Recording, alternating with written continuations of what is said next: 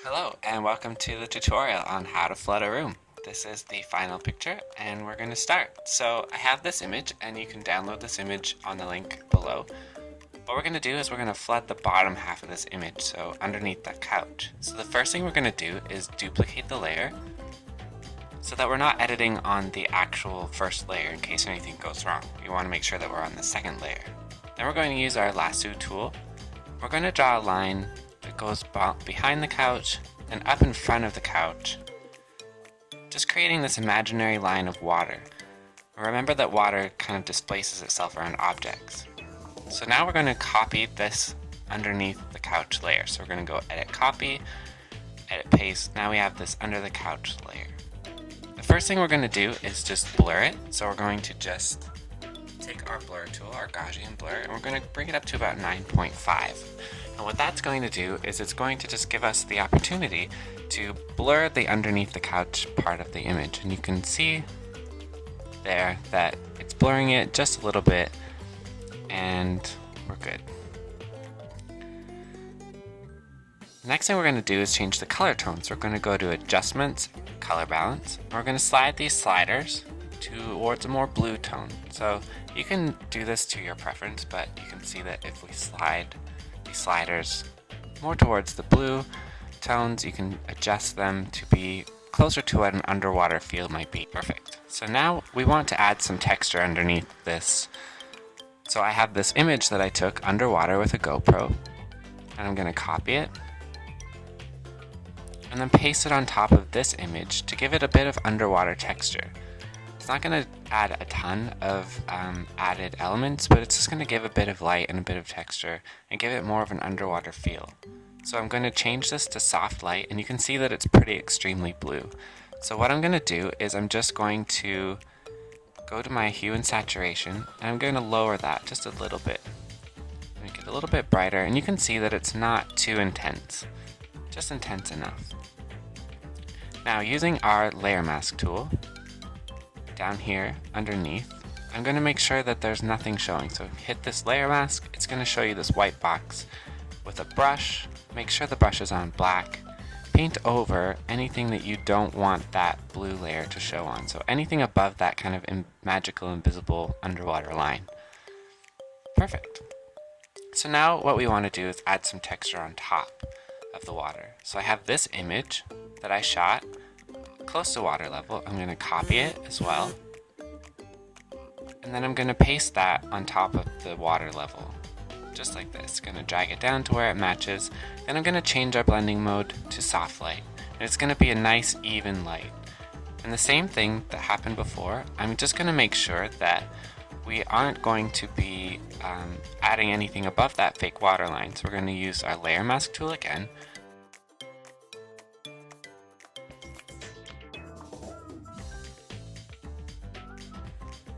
And it's looking pretty good. We're looking like we're underwater already, but we want to add some more elements, especially up close to this couch. We don't want it to just be a flat line. So I'm going to use brushes to do that. And what I'm going to do is use some brushes, some custom brushes that I've downloaded from DeviantArt.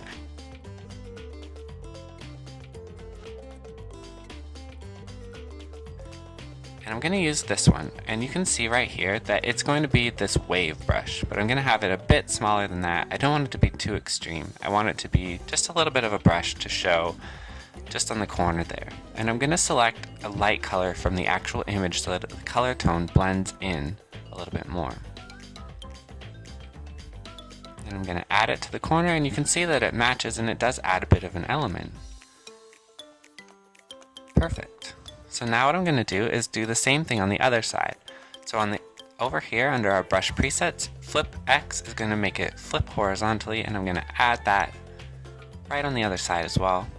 But I'm going to use the clone tool, or the burn tool, to add some dark elements because it's not going to be as bright as it was on the other side.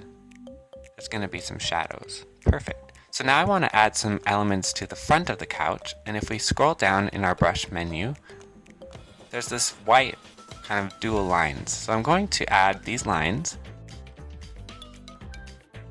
to the front of the couch to add some kind of water movement in front of the couch. And you can see that that's exactly what that's doing. So I'm just gonna try and match up. That was really quick, I'm gonna do that again. You can see that if we use this brush, it's gonna add some water movement elements to the front of the couch. So I'm gonna quickly do that again, and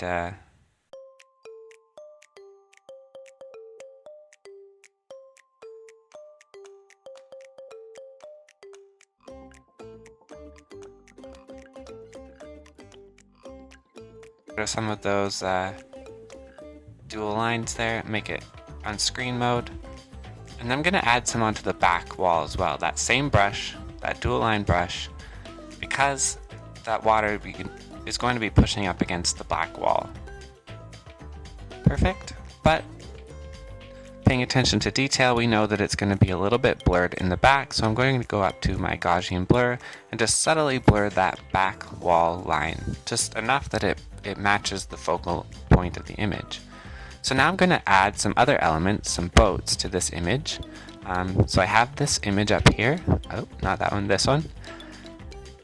It's just a isolated paper boat, so I'm going to just paste that on, and right away you can tell that it doesn't really match because it was shot in different light. I would suggest shooting everything in the same light, but I didn't have that this time.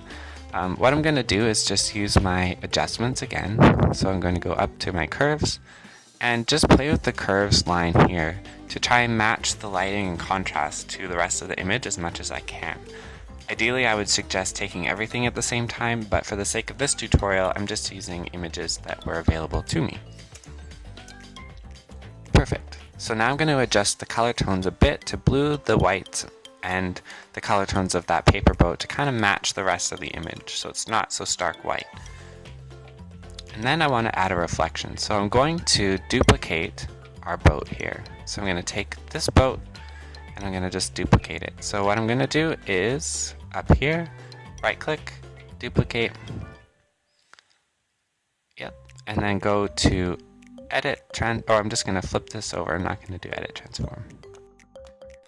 Flip that over, and you can see that it's pretty stark. There's a pretty stark reflection there. So what I'm going to do is add a gradient blend. So I'm going to do our layer mask, go over to gradient, and just drag that up nice and slow.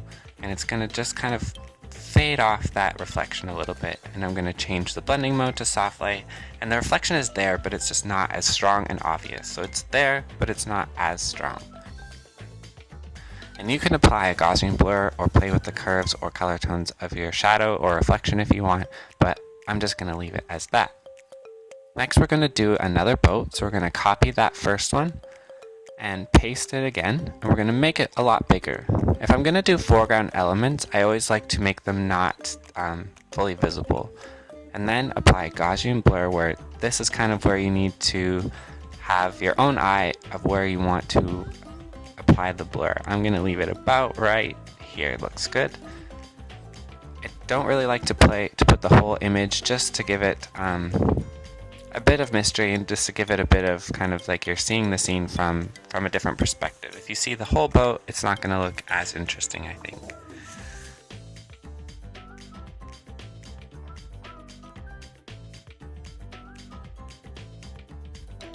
So then we're going to add another one and put it right on the couch. And we're going to change the color tones because I don't really want the one on the couch to be as blue. So I'm going to just lighten it up and add some shadows. So using the burn tool again, I'm just going to add some subtle shadows because there's some shadows on the couch where I'm sitting.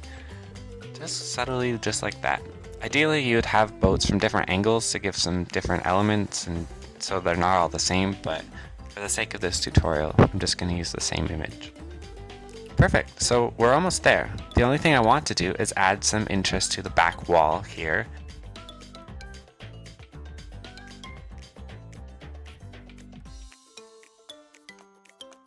I'm just going to paste it on top just to add a bit of interest. On soft light, I'm going to make this texture my new wallpaper. So I'm going to change the color tone so it matches the rest of the color to my image. expand it up to where my wall is, and then bring down the opacity and do the same thing we did before with the water. Is just paint over with our layer mask wherever that wallpaper is over top of. We don't want wallpaper on the couch or on skin or anything like that. We want to have the wallpaper just on the wall. We're just going to quickly paint over that. And then the rest is just color editing. So down here on our top layer, we're going to go selective color. And this is really a chance for you to edit whatever you want. So you can adjust any of the color tones specifically in your image. I'm just going to adjust the darks of my image. Add a little bit of blue to my darks. And that's really all that I'm going to do. The rest, you can do some curves layers. Whatever you want to do is the editing part for the colors is your choice. And that's it. So it's a quick tutorial. Thank you so much and have a good day.